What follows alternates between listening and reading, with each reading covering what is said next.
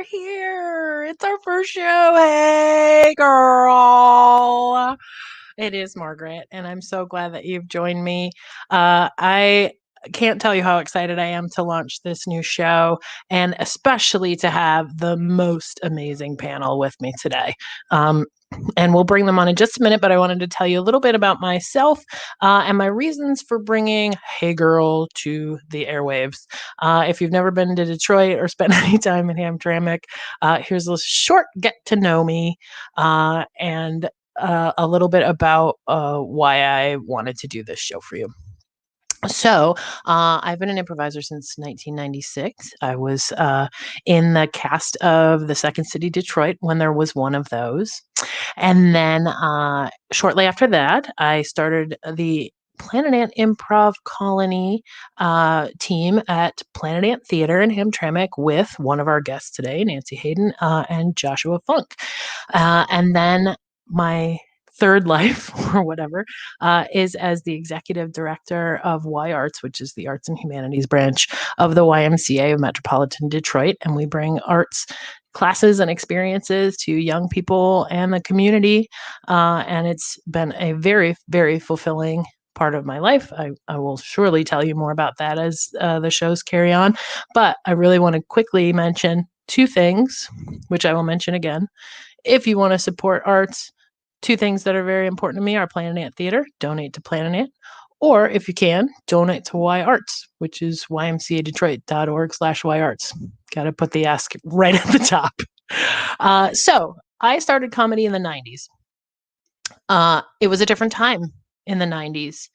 And our understanding of everything is completely different now, especially gender relations and what the role of women is and how we can joke about that or not.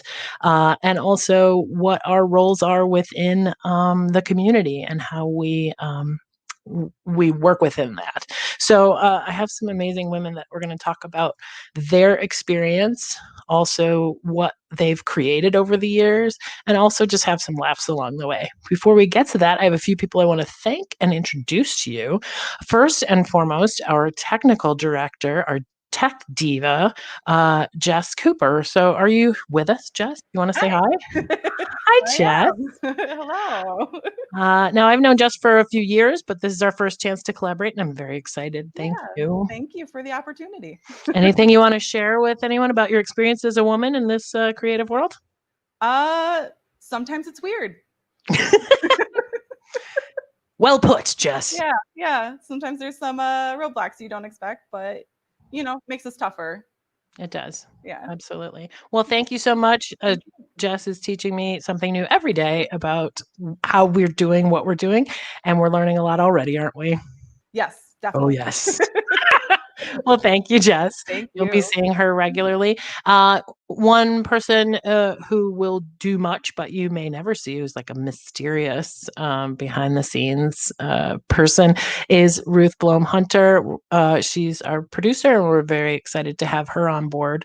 I also want to give a shout out to Kate Holmes and everyone at the Detroit Women of Comedy Festival for support in getting things started, and also getting together some questions from women in the comedy community in Detroit for today's show. And then I have to thank a man, which is mad hard to do, but we were kind of laughing because when I had the idea for this show, the first thing I had to do was go ask a man for help. But then I found all these amazing women, so it worked out in the end. But he was very, very helpful. I did some artwork and some great connecting me with other people to make this happen. So big thanks to Mike McGettigan from Planet Ant for all of your help. Okay, now that's all of the housekeeping. We're going to do this show monthly, so long as as my Wi-Fi holds out.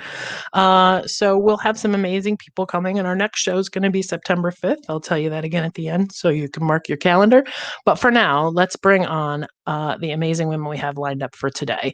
So to begin with, I had to put this woman on the roster because we have been doing this comedy thing side by side both in the same city and many different cities over many years. She's someone I admire greatly. And she's originally from this area, from the, Grand Blanc, Flint area, but has been in many different markets and has had a long, very successful career with the Second City, just moving back from LA to Chicago. And I'm so thrilled she could be here today. Please warmly welcome Nancy Hayden. Yay! Hi! Hi, my darling. Well, hello, my darling. The thing I did. Oh, hey, girl. Hey, girl. Hey, girl. Well, hey, girl. Hey, girl. Well, hey there. I didn't mention that we are in a troupe together. Mm-hmm. Yes, we Bottom are. thread. We are a troupe together. We are a troupe together. Quickly, do you want to share how that troupe came about? I sure will. I would love to, Margaret. Thank you. One night, we were at the Planet Ant on a Monday, as was our wont for many, many years, getting ready to do some improv. And the guest team for that particular Monday didn't show up, which happens from time to time. There was no guest team. And at the very last minute, we needed a guest team to open for the home team. And Margaret and I were sitting next to each other on the couch going, where are we going to get a guest team? Where are we going to get a guest team? And then it was like, what if we're the guest team? So we decided very quickly to become a 2-woman troupe. Don't know why it hadn't happened before then, but it did at that moment. We were already best friends, roommates. We've worked together many, many times, but that was the beginning of the 2-person troupe. And then we decided we needed a name. We were going to call ourselves Red, because we were both redheads, but then we had to fess up and admit that we were both redheads. So instead of Red, we decided to call ourselves Bottle of Red. Well, welcome, Nancy. Thank you so much for being with us. I mean, thanks for having me, Max. I'm so glad to be here. I'm so glad to have you. Let's make this a party and bring on our second guest, who I initially became a real huge fan of on Twitter, just because she was constantly making me laugh. With her tweet. Kills it on Twitter. And then came to Detroit to play with her troupe Repeat for the Detroit Women of Comedy Festival. And is a writer for the reboot of Saved by the Bell, and just was a writer for Busy Tonight, and just a whole score of great shows and projects. We're really thrilled to have Shantira Jackson with us. Yeah. I'm going to move down the couch. Hi. Hi, darling. Girl. How are you? Hey, girl. Hey, girls. Hi. Hey, girl. I'm doing really great. Good. I was really nervous because, like, when Nancy was talking, I was like, I think I have just enough time to put a little honey in my tea. And then, I put the honey in my tea, and then I heard Margaret go, and the next person, I was like, it's probably me. Oh God. You made it. I hope your tea is appropriately honeyed. It is. It truly is. It's like right there is where I went. It's not like I live in a mansion. This is the house. This is the whole house. And it is a midday tea for you because you're on the West Coast, right? Yes. It's like 4. It's like 4. Yeah. A late afternoon tea. It's proper tea time. It's proper tea time. Nancy would know. She married a Brit, so yeah. she knows what tea time is. I married a Brit who doesn't drink tea. Oh, wow. He doesn't like tea. Well, this is decaf. I can't have caffeine or I'll be up all night. Yeah, same. Oh, really? Same. Oh, yeah. So, if I drink caffeine, the only time I'll, drink it at night is just, if I have pizza and there's a Mexican Coke around. Oh. I will Coke with the real sugar. I will stay up for a real Mexican Coke with a slice of pizza. But other than that, after 3 o'clock, no more caffeine for me. That's worth sticking up for. I'm jealous of Margaret because she can drink coffee morning, noon, and night, and it never bothers her. Oh, since the pandemic, I'm on about 6 cups a day. Yeah. And the last one's at 10 o'clock at night. I have to savor my cup of coffee in the morning because it's all I get. Because if I drink it after a certain time, same thing. I can't sleep. I'm a decaf lady. This is a decaffeinated mint green tea. Ooh, yum. I'm having flashbacks of the cruise ships, which I'm sure will come up when I think of the cane sugar Coca-Cola. That was, Oh, yeah, that's right. that was Yes, I did one cruise Could ship. get that there. Oh, you yeah. did? Oh, well, then we'll have Mhm. lots to We talk will about. chat about that. Too. All right, let's bring in our final guest, who is pretty much a legend as far as funny women go. As I was telling the other ladies, I found out she has her own Wikipedia page. That's how amazing she is. So, yes, We bowed to the greatness. Chicago legend. I had a chance to play with her at the Detroit Improv Festival last year, and I don't want to say publicly how much of a highlight of my life it was, but kind of was. Don't tell anybody. I'm only going to say it on my new streaming show. and Just, that's- well, nobody's watching anyway, so it's fine.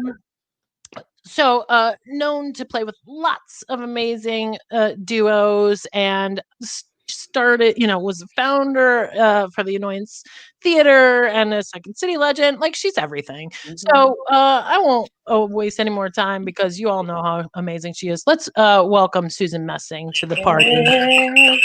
Hey, girl. Ooh. Hi, friends. Hi, buddy.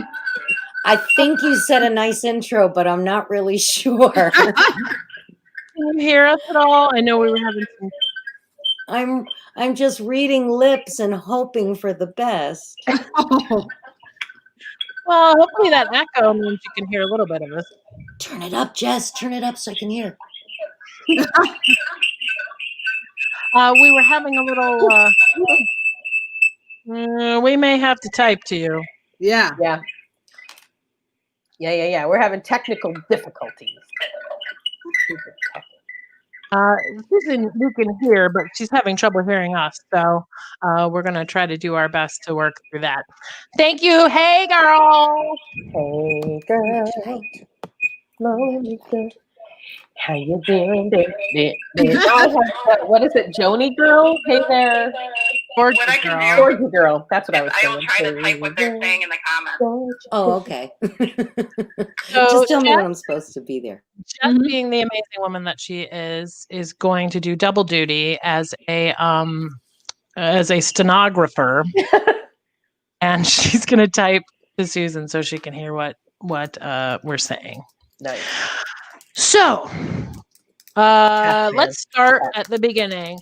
I want to know, to give Jess's hands a little break, from Shantira first. What are you up to creatively right now? What are you doing? Right now, I'm working on a pilot that I wrote, and I'm gonna try to use all of this white guilt to get somebody to buy it from me. That's what I'm working on privately, like my own thing.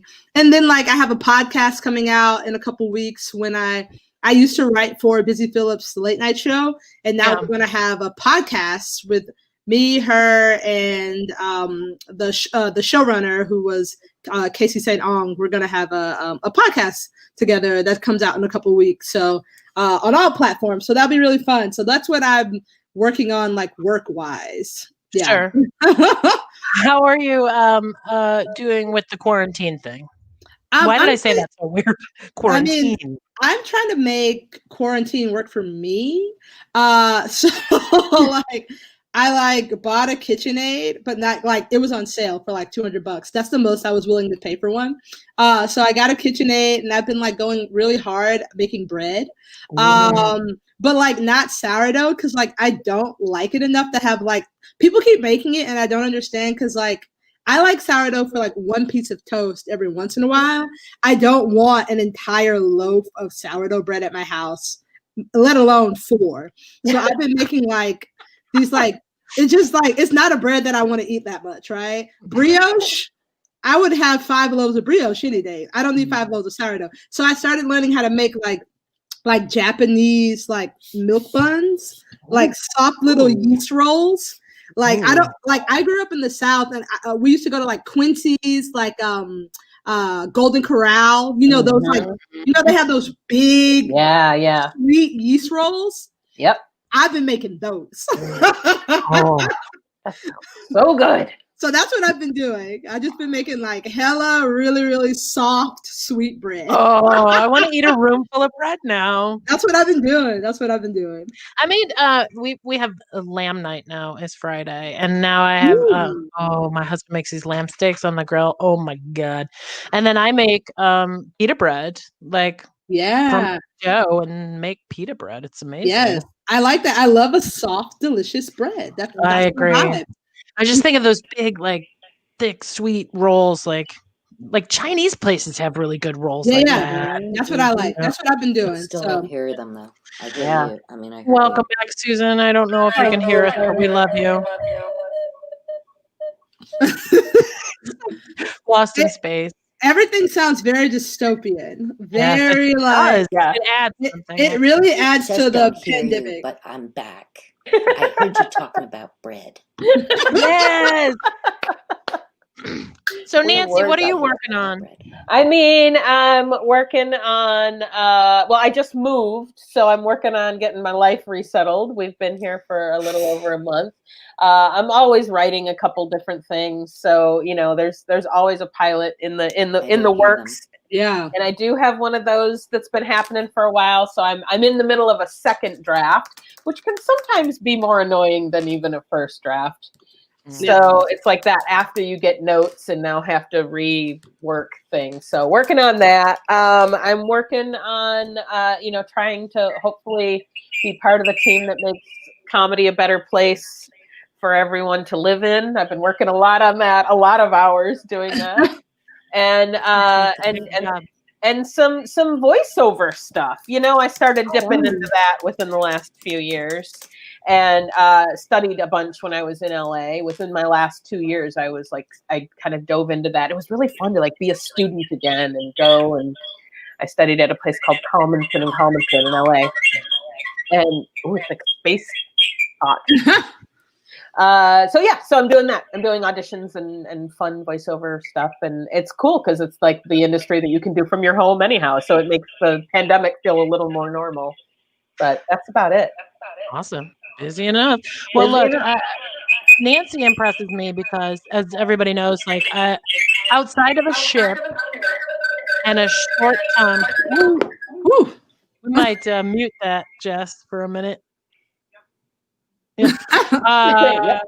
Mute that. Sorry, Susan.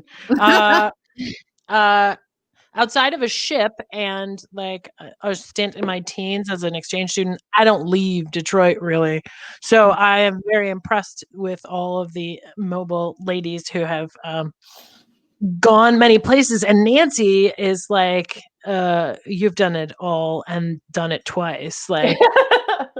LA, Chicago, Detroit, Chicago, LA. It's like a palindrome. Yeah, the Detroit-Chicago thing was like a pinball thing for a little while there, from the late 90s to the late aughts, I'd say it was because that was when I was directing a bunch too. So it was, I just kind of went where the work was, right? So that was the Chicago-Detroit back and forth quite a bit. And then LA was twice. LA was kind of like bookends a little bit because I went to college there and then hadn't lived there again until just about 6 years ago. We moved out there and lived there until 2 months ago when we got in our car in the middle of a pandemic and drove to Chicago. Amazing. It was fun. All right, I'm going to type to Susan the same question. Hi. Can you hear? I heard a word. We all knew it won't. What are you doing creatively right now? Who? You. Oh, it's your turn. I'm grieving. Yeah. In the age of COVID. Yeah. And every day I write to get the poison out. That's what I'm doing. It's a complicated grief. Yeah. Yeah. Does the writing help? What? Does the writing does help? Writing helps a lot. How ironic that my husband was a writer and I'm finally writing. So yes, I'm ready. As a matter of fact, Michael is right. Maybe I can show you where he is. Oh, he's right there underneath the Ohio dish towel. He says, there he is. Always wanted to be in the office.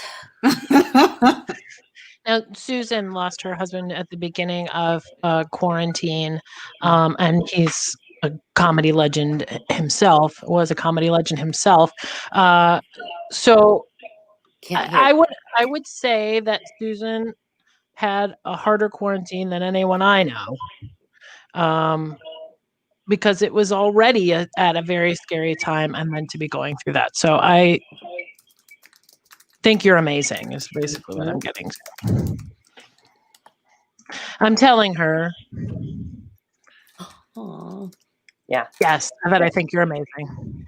Yeah. Yes. Jess is typing that she also thinks you're amazing too. That's sweet.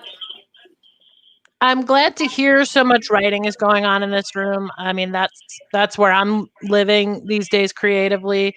But I kind of took a turn, as Nancy knows, because I sort of went into the fiction realm.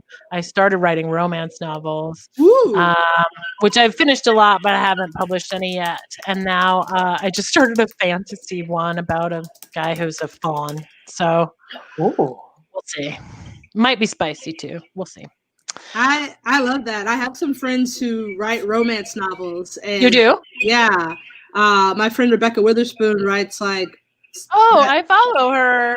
Yeah, that's my friend. She writes romance novels. We'll talk. She's amazing. Yeah, she's really great. And actually, a bit of trivia, if you're not in that realm, the like trailblazing African American romance novelist is from Detroit, and I've met her, and she's amazing. Her name's Beverly Jenkins, and she's like the queen. So we get to claim that in Detroit.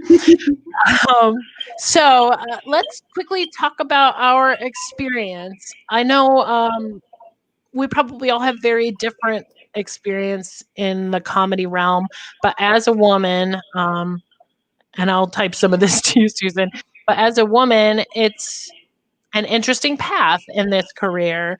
So how do you think that factored into your work and your relationships? Let's start with Shantira. I mean, like, just being a lady in comedy. Yeah. I think that, like, this might be weird, but, like, when I moved to Chicago, improv is, like, very white and very white male driven. And I just like never had a class with another Black girl. I took every class there was. I took like 6 one-year programs, and it was me by myself the whole time.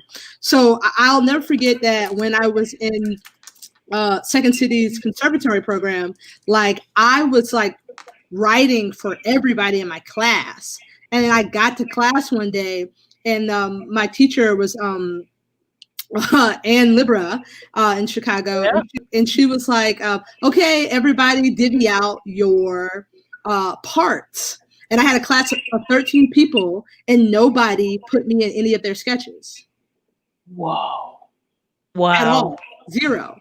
So I was confused because I was like, what is going on? And Ann took me outside, and she goes, you have to write for yourself. I can't make anybody write for you, but like, if that's what's going to happen, I want you to get used to writing for yourself right now. And from that moment forward, I made myself the center of every sketch that I pitched. And like a bunch of my stuff got put in the show. I was just going to say that. I'm like, I thought you had a bunch of stuff in the show. And it was so funny because it was like when I first came into there, I was like writing equally for everyone. And I was like, this will be great. It'll be a showcase for everyone. But from when I came into comedy, and we can see it in television and movies now, the gatekeepers are like old white men. They don't know my point of view. They don't know my voice. And so when I got there, the same thing was happening for 22-year-old white boys. They did not know my point of view. They did not know my voice. And they weren't really interested in creating it for the stage. So like I got my first taste of that when I was like 23. And they were like, if you want to do this, make sure that you always have your point of view ready to go, written down, sharp as a tack. And that was when I was like, okay, like if they're ready for me to write for everyone, I got it. But I also just have a 5-minute solo piece. And like, that's how I went into comedy. That's how I went to improv. That's how I went to the sketch, was always like knowing what the room needed, but also knowing what needed to be written for myself so that I could participate, because I could not wait for other people to open a door and bring me in. So like that was my experience in comedy, just overall in general, was really honing my point of view so that I could be indispensable when I was in a room. Do you think, and I'm not excusing the people in your class, do you think it was fear or bias that kept them from putting you in there? I think that I would give them no credit. I don't think they thought about me at all, because they had lived an entire life where a young Black queer woman had not been a part of their lives. Like, I don't think about like old men, you know what I mean? Like, you know what I mean? Like, yes, they had spent their whole lives with a particular group of people, and like I showed up, and even in the classes, like if I was the only Black girl in all of my classes, I'm assuming that they took many classes without ever having a Black woman's point of view experience to have to think about. So you go through a year's worth of programming and you just meet somebody. Like I mean, like that's me meeting someone who like is a like first generation immigrant. Like if they come in and I'll be like, honestly, I haven't been thinking about this. I don't know the point of view of this. I don't know how to write for you. And I think 10 years ago when I moved to Chicago, like today, I think people would be like, okay, let me learn. 10 years ago, people were like, I don't know shit about that. I'm not gonna worry about it. So that is what I think. I don't think they thought about, I don't think they did it purposefully. I don't think they were thinking about me at all, to be honest. I think that's fair. I think that's absolutely fair. Everyone was trying to get their own shit in. And so I don't think they thought about me not one lick. Well, they're going to regret it, huh? I'm doing okay. What about you, Susan? I'm hoping Jess can type this in. Tell us about your experience as a woman in comedy. Just generally. Oh, she's going to come back. It's going to be good. That's how deep the answer is. She's going to have a poster board. She'll have a good one. While she's, as we keep doing the IT crowd version of turning it off and on, so that Susan reboots. There she is. Can you hear me at all, Susan? Can you hear me now? Yeah. Yes, we can hear you. Can you hear us? Hi. Sorry about that. We're just talking about how. I was just lucky to be a fly on the wall. Yeah. I'm surprised I wasn't left naked in a ravine somewhere. I'm glad to have gotten through it. Yeah. The only way through it is through it. Now when I look at everybody's experiences and how the younger generation, I started around 86, and how the younger generation is, can I swear? May I swear? Absolutely. Said, fuck this shit, you know? Yeah. And I was like, great, let's fuck this shit. Like these guys were coming on and saying, we don't have to get groped in class, and somebody doesn't have to show me their dick after class. And since there are texts and stuff now, they don't have to stand outside my house and literally yell Stella. And people think that that's, you know, unacceptable. And now I think that's unacceptable. So I'm applauding the younger generation a lot more than my generation of that, because most of the people in my generation have just left, and the people who stayed might have been masochists, or some of them might have not given a shit. I sort of gave a shit, so I kind of suffered for a long time, but now when I know better, I will do better, right? Mm-hmm. Is that a good answer? A great answer. And I think this will come up, probably through Nancy and myself as well, but we'll talk a little bit about that, how much that has changed. Those views have changed too, since we came up. But Nancy, talk about your experience as a woman in all of this. I feel like I noticed tougher times as a woman post Second City in the beginning, more so than I did during my main stage experience. And Margaret, you'll probably get this too, because I do feel like now looking back 20 some years later on that time. I feel like we were isolated in Detroit in such a wonderful way. And we were really, really fortunate with the specific group of people that we got to work with. I don't know if it was just the coolest people in the world. I think there was something about the fact that at that time we were the kind of like, you know, unwanted stepchild or unwanted sibling or whatever of the Second City. Like I was in those early casts in Detroit, and we were getting a lot of shit of like, you know, oh, I guess Second City is just McDonald's now. We're just going to open a franchise everywhere. And like nobody wanted to hear anything we were doing. And so we had that chip on our shoulder, and we wanted to create great work, and we did create great work. And then we also had the benefit, which I did not realize it was a benefit until later, of the fact that we did not have to compete against each other because there was nobody watching us. Not for a good reason, for a bad reason, but like SNL was never coming to watch a Second City Detroit show, you know, so we didn't have to compete against each other, because if you wanted to make it big from Second City Detroit, nothing was going to happen from there. You had to go on someplace else. So you had nothing really to worry about until you decided to leave the Detroit main stage cast. So it was a really insulating time. And so it set a great tone, but then you go out into the world, and then you do start experiencing some things that don't go so great, and some people who maybe aren't so cool, and you're like, ugh, you're a little less, you know, prepared for it. Yeah. But I think too that, I mean, I just think to yes and what Susan said, and I know Margaret, you can as well. Everything's getting better. Everything's, you know, it's comedy is something that for so long the world used. It's comedy. It's subjective. We use that, or people use that. They use that. Everybody used that as the excuse to hide behind. And we kind of have watched the stand-up world go through that within like the last 5 years of like, you know, what happens when funny to one person is wholly offensive to somebody else, and where do my rights stop? And if I'm not cool with what you're saying, where is my right in that if we're creating comedy together, you know? And that wasn't something that was ever brought up in the 90s because it was such a boys club, like you say, Shantira. It was like, as a woman, you just weren't cool. You couldn't take a joke if you were offended by something. And it was like, that's comedy. You just got to deal with it. And that was kind of the attitude from the audiences, sometimes from the directors, sometimes from, you know, it's like, oh, well, I'm sorry. I've had male students kind of have that argument with me of like, you know, well, I guess you just don't get my sense of humor because you're a lady.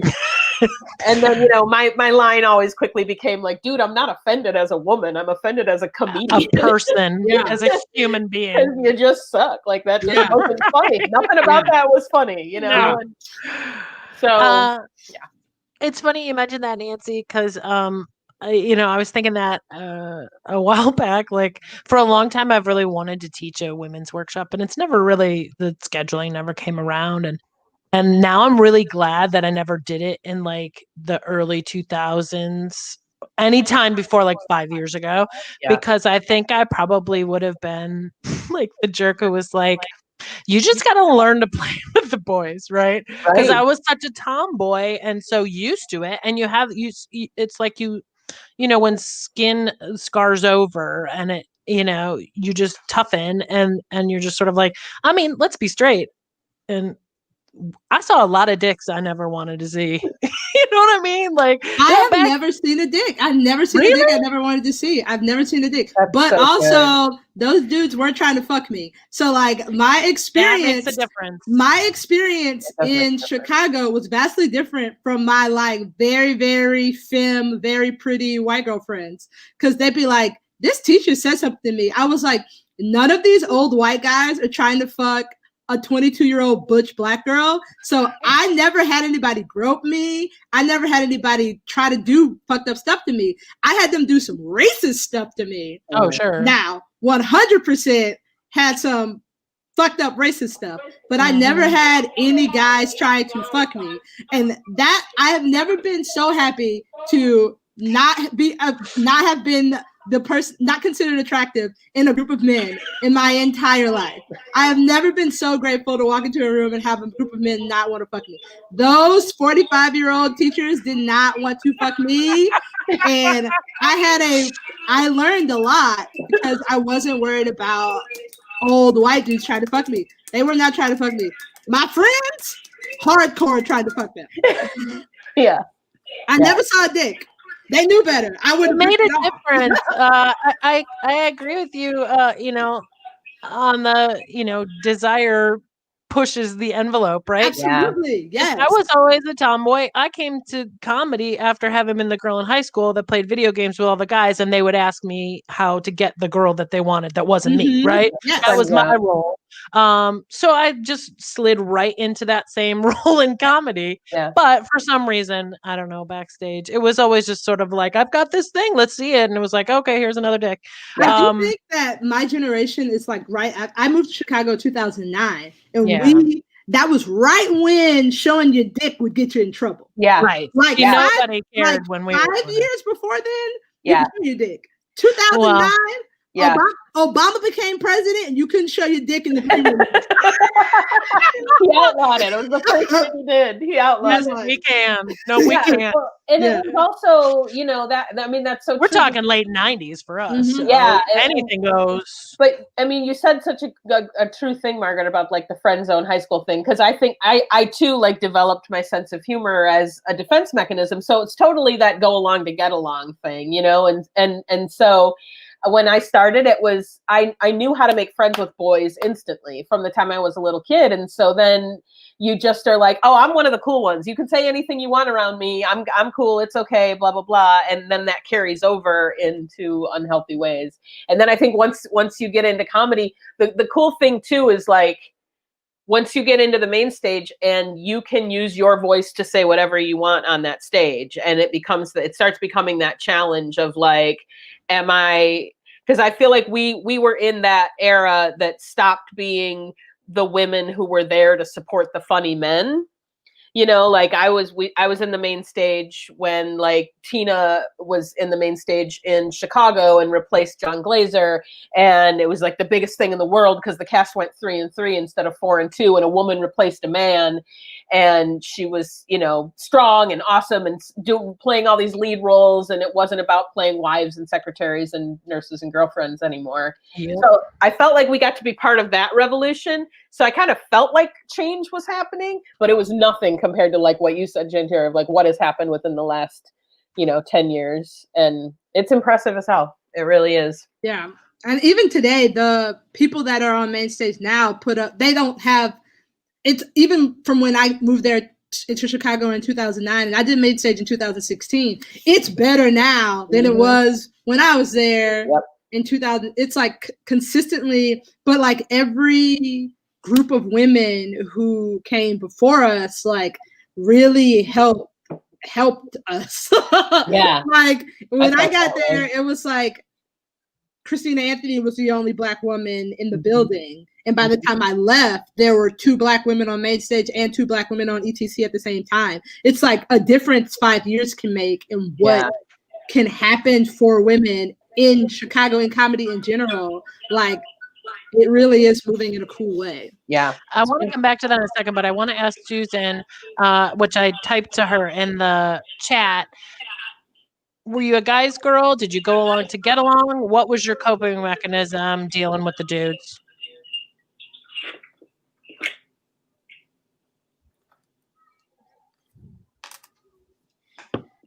I don't know if she can hear. Can you hear her? I'm here. I'm not. Can you hear me, here, but I'm here. I know. I'm going to retype the question. Nancy's going to type the question to you. Yeah, they're typing a question to you. Okay, what's the question? Can you? There we go.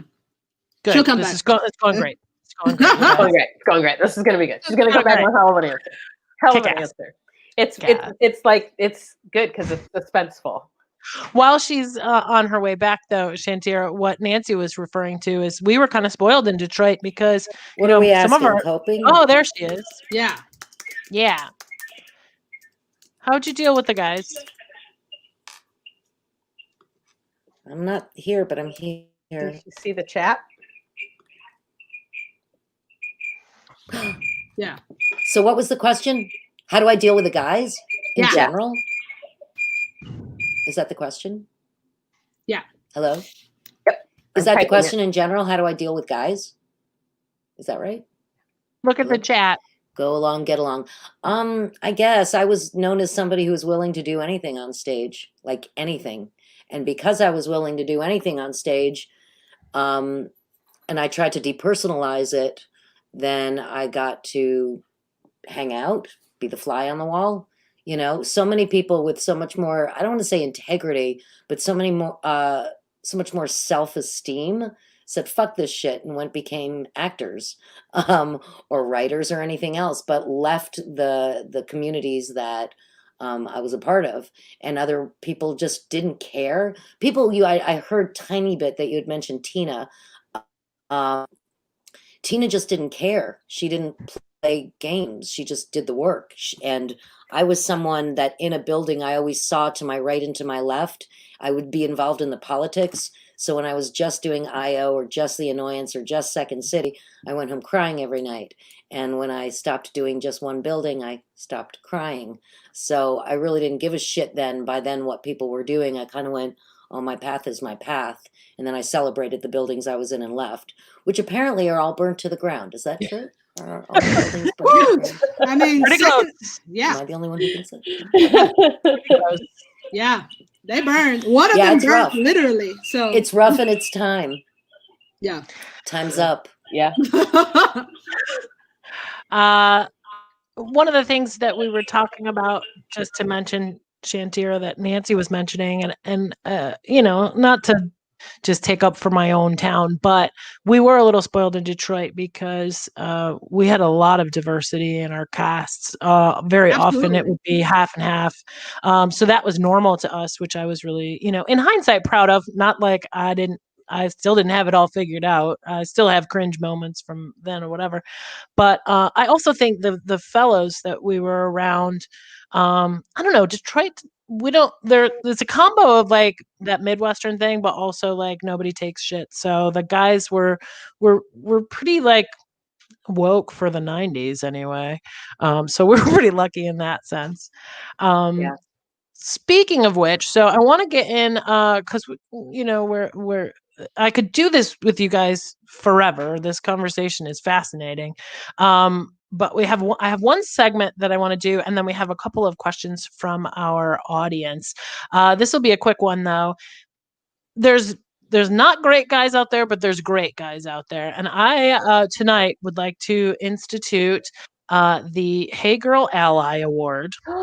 Ooh. So I would like you to talk about a man you have worked with that you think gets it and you felt supported you in your work, and that you would recommend to another woman friend to work with. Susan, are you raising your hand? Do you want to go first?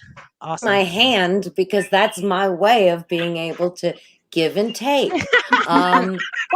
I would have to say Mr. McNapier has absolutely transcended from the very beginning gender roles and that feeling of well, you know, since you have 3 men, you can only have 2 women or 1 woman. He's the first person who I saw do gender parity on stage, and also just kind of blur gender lines and kind of fight for people who are disenfranchised and feel marginalized. I think Mick has always been a huge champion for me. He gave me real major tacit permission to be on stage, and I pretty much owe him my career.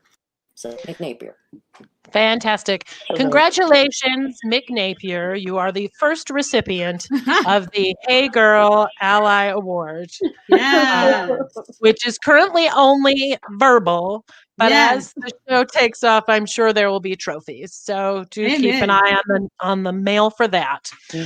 On the mail. Get it, you guys? Yeah. I don't get it. Which of you would like to go next?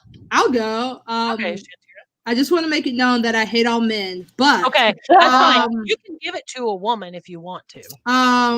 actually, I do have one man that I like. But Okay. if I could give it to a woman, I would give it to Rachel Mason, who is Well, I can't believe it's coming up for the first time with Susan in the room. I know. Yeah, it's amazing. Rachel.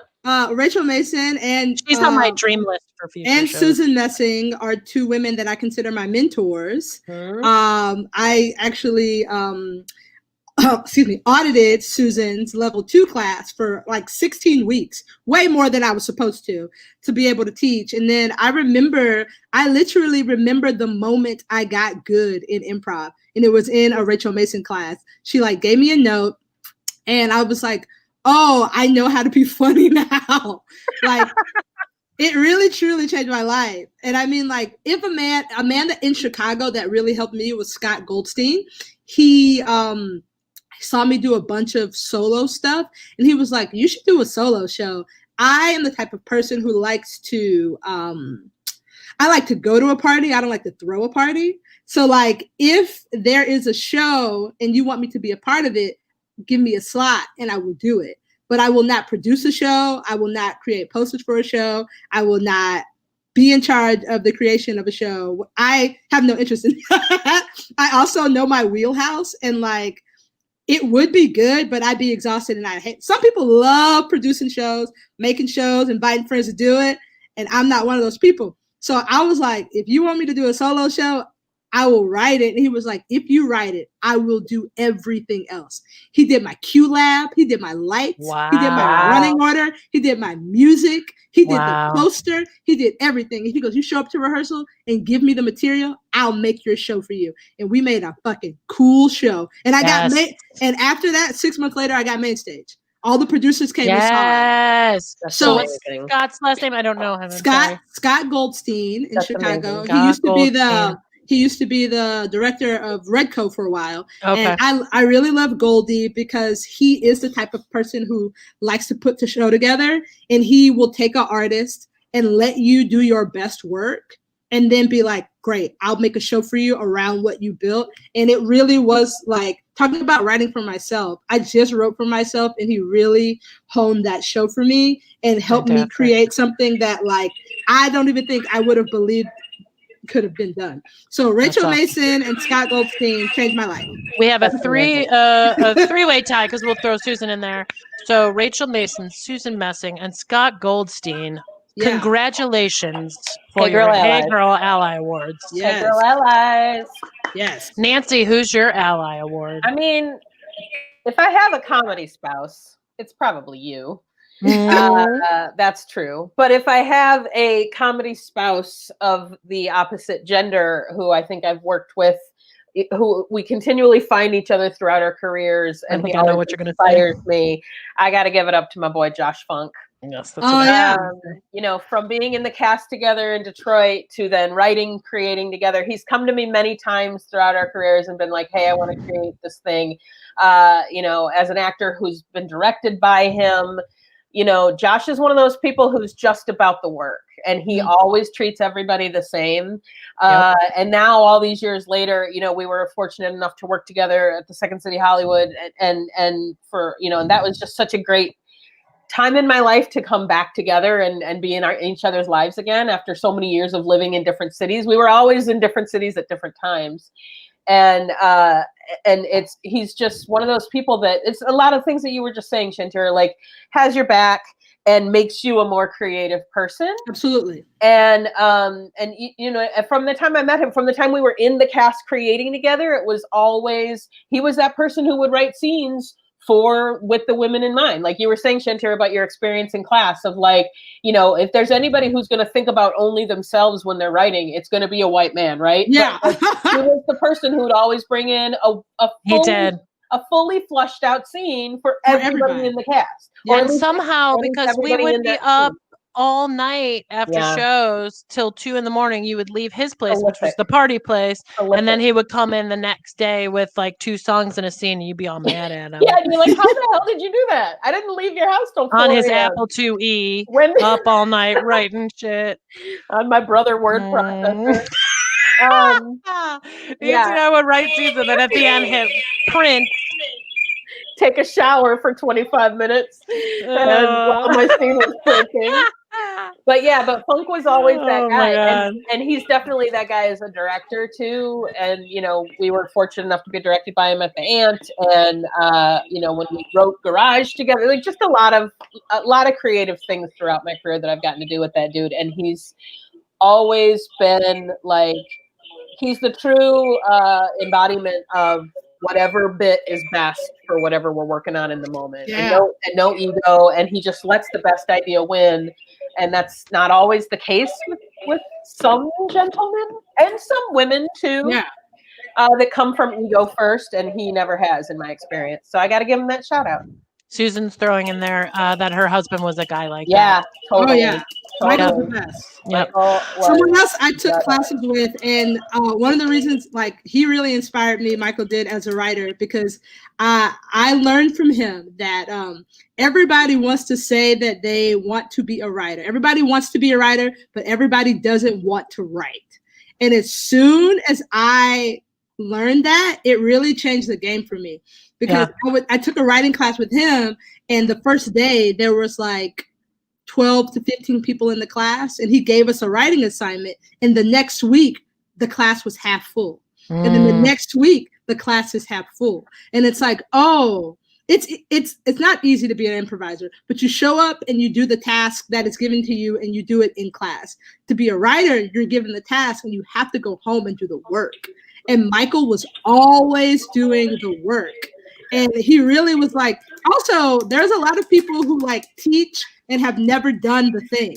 Yeah. He wrote for SNL. He was on main stage. Yep. He had all the jobs that everybody ever wanted. So if a man has had every job you've ever wanted, tells you to go home and write, and you go home and you don't, okay, well, then you're not going to get a job.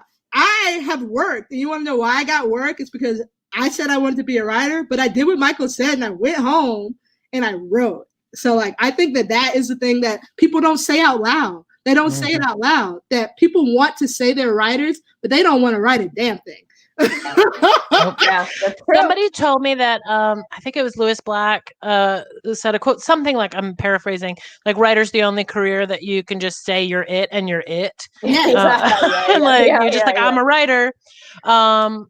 So that's 2 more awards that go out, 1 to Josh Funk and 1 to Michael McCarthy. Congratulations. That's a good roster. That's a good roster of allies. A really good roster of allies. I would like to give mine to Mark Warzeka, because he and I used to do 2-man shows, and I was very much a partner in that process, and he was so great to work with. Yeah. All right. We only have a few minutes left, and we've got a few questions that Kate Holmes from the Detroit Women of Comedy Festival was kind enough to reach out to the community of women improvisers around here and get together for us. So we'll get through as many of these as we can. We'll just quickly bang them out, and then we'll have to wrap. And man, this is going by too fast. So to begin with, what's the best advice you can give to a woman who's just starting out in comedy? Why don't we start with Susan, if we can. Susan, advice for women starting, I'm typing, out in comedy.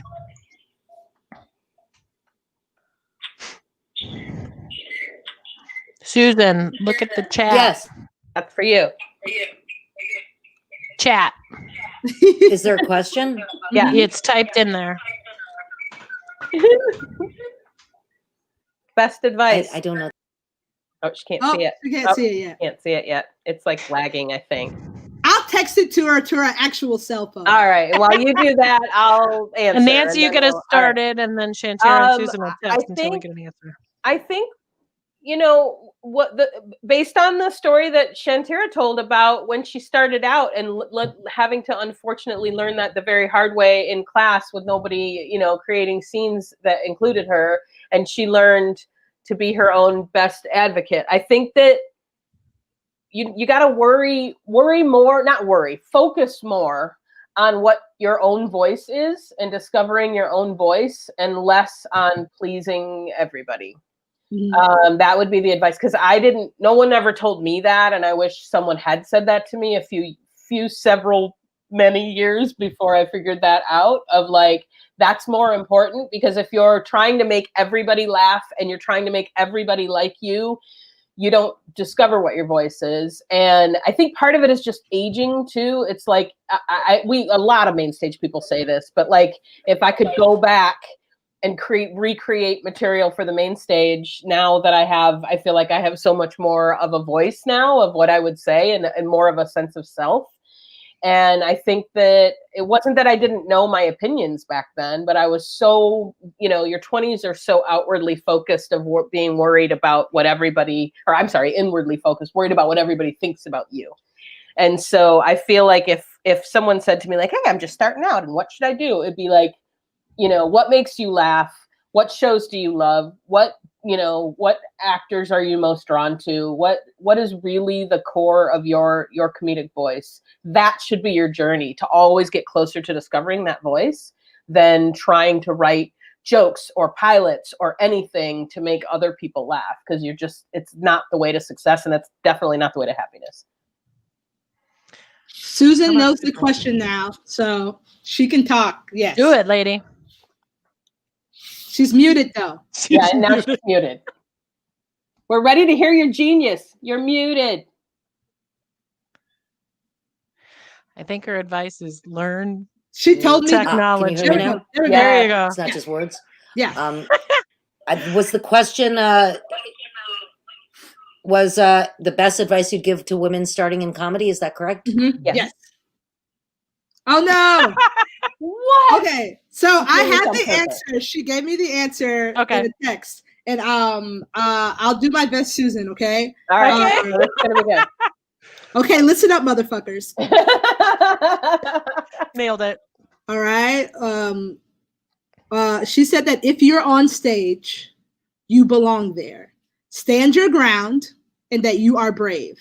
That's what she said. And I've taken multiple classes with Susan, and I will reiterate this, that like, if you are brave enough to pay money to take the class, people pay money to come and watch you be brave. So if you've already set foot in the classroom, you're the brave one. You've already done the hard thing. So you deserve to be there. If some dude or some other lady or some teacher tells you you don't deserve to be there, that's absolutely not true. Because if you're in your heart and you did the work, if you looked up the time and you got the money out and you saved it, or you paid on your credit card and you took the train or the bus and you walked into a room full of people that you don't know, like, was it like 90% of America is afraid of fucking public speaking? Public speaking. So if you more than death. Yeah, more than death. So if you are brave enough to walk into a class full of strangers to learn a thing, you deserve to be there. And that's what Susan is saying. I love it. Yeah, Both I love it. Both he is. That's Susan. You motherfuckers. Listen up, motherfuckers. You motherfuckers. I think we have time for one more audience question. So you're a hilarious woman. You decide to move to a larger city, LA, New York, Chicago. What's the best advice you would give to these women going into comedy in a larger market? Shantira, start us off. I think that this is the best thing that I learned when I moved to a new city, and that made me a better comedian and a better person, was to live a life. So many people, if you watch 12 improv shows a week, I'm going to tell you right now, 8 of them are going to be bad. You should go on a date. You should take a class, and preferably a date with someone who's not an improviser. Take a class on something that you're interested in. Take a piano class. I took a guitar class when I was in Chicago. Go watch movies. Go see plays. Be someone that if comedy doesn't happen for you, like if your dream is to be on SNL and you never ever get it, that you don't regret your time in the city you moved to, because you met people who are your forever friends that you would go be in their weddings, that you had a good time. And so many people I know move to big cities and don't have a good time, and then also might not get their dream. It's like, don't make it both of those things. Like, go and live a life. And guess what? When you go do an improv scene and you got to feel sad about a breakup, it's way easier if you've actually had real feelings instead of pretending to You know have what it something to write feels like. about. You have Yes. something to write about. So Yes. if you go live a real, actual life, your performances will be so much better because you don't have to fake happy. You don't have to fake interested. You don't have to fake new feelings because you're living your fucking life in a cool city. And then your improv gets better. So I think that my one thing I would say is sign up for all those classes, sure. But also fucking go to a cooking class and experience your life. So that's what I would tell people. Don't go to 8 improv classes instead of 12 and spend the other 2 hours doing some other shit. Yeah. That is so true and great advice because I knew it was time for me to leave main stage when all my scene pitches were about writing shows and being on stage. Will you text that to Susan while Nancy answers? I'll tell her. I mean, my answer is very similar. I think no matter where you are, even if you whatever city you're in doing comedy, I think you have to find some joy that's got nothing to do with this business. Yes. You have to. And whatever that joy is. For some people, it's their relationship. For some people, it's a child. For some people, it's their pets. For some people, it's hobbies. I think that's why I became a writer, was because it was like doing the writing when I was on main stage. That was just fun, writing with all of our friends and writing the shows and everything. But I didn't really start writing on my own by myself until I was in Chicago after main stage, and it was I was doing it to be happy. Like it just made me happy to write, and that was when I could just start writing anything as opposed to having to write a scene that tried to make the show. And that was when I discovered like a love for writing. But yeah, whatever, like you gotta have joy in your life that's not about the business, especially in those big markets, because Absolutely. LA is a whole lot of no. It's a lot of no. And there's so many more no's than there are yeses. And they will always hit hard, but they don't hit as hard when you've got, something to wake up the next morning for and be happy about, and be like, well, the core of your life is still there and happy and unshakable. Because the rest of it is just the noise of the business, and it kind of ebbs and flows, And I have an answer from Susan. It's quick and dirty. She says, don't be intimidated by the city. If you move there, it's your fucking city now. Yeah. So it's your city. And then she also said, if it's Chicago or New York, cover your face. It's cold outside. Which is good advice, because I'm from Florida. And when I moved to Chicago, I did not have the right jacket. I had a jacket. I had a jacket.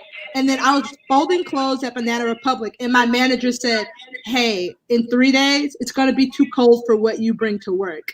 So when you get to Chicago, get a real jacket. Yeah, I currently do not have my winter coat yet. I don't have one yet. I've been living in LA for the last 6 years. Susan is helping you a lot. If you're coming from somewhere hot too, you could probably get it way cheaper. I got to Chicago, I had to drop almost 200 bones on a real jacket. No. And in Tallahassee, I probably could have got that from Marshall's for like $12. I need to order it now while it's summer and nobody's thinking about it. That used to drive me nuts when we would get off the cruise ship and we would go to the mall. They would take us to Del Amo Mall for the day. And then they would be like, and then I would see all these like fleece stuff and scarves and shit in LA. And we were in the cab on the way back to the ship one day. I'm like, the fuck is this? And the cab driver's like, it's fashion. Yeah, it is fashion. It is. No, because people start dressing for fall when the calendar turns to fall. People start dressing in LA for fall when the rest of the world starts dressing for fall, y'all. I know. It is an aesthetic. It's an aesthetic. They also call it summer, which blew my mind the first time. It was like, coming up, getting ready for summer sale. I'm like, getting ready for summer? What's the summer? Right. Time since March. We're doing our best. LA. Well, I cannot thank you, amazing women, enough, amazing people enough for being with me today. This has been the thrill, definitely of quarantine, but of the year, I think, which is saying a lot. It was a tumultuous year so far.